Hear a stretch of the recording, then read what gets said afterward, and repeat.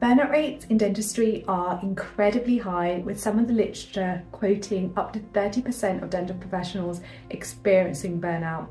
And this is why it's incredibly important not to only understand what burnout is, but of course to check in with ourselves regularly.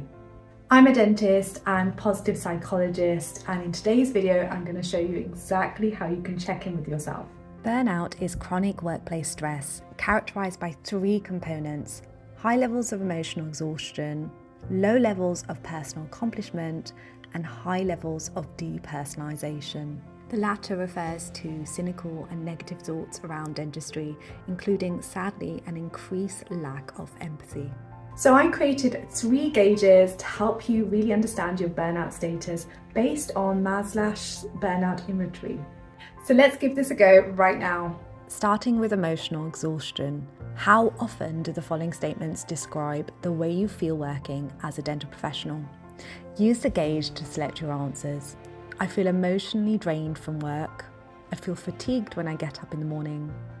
Working with patients all day is really a strain for me, and I feel frustrated by my job.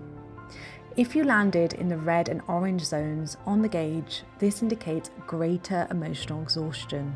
For the depersonalisation subsection, how true are the following statements? I can't easily understand patients' feelings. I feel I treat some patients if they are impersonal objects. I've become more callous towards people since I took this job. I feel like patients blame me for their problems, and I worry this job is hardening me emotionally. If you landed in the red and orange zones on the gauge, this indicates greater levels of depersonalisation. And lastly, for the personal accomplishment subsection, how true are the following? I feel like I'm positively influencing patients' lives through my work. I feel exhilarated after working closely with patients. I feel like I can effectively deal with the problems of my patients, and I have accomplished worthwhile things in my job. If you landed in the red and orange zones on the gauge, this indicates greater levels of personal accomplishment.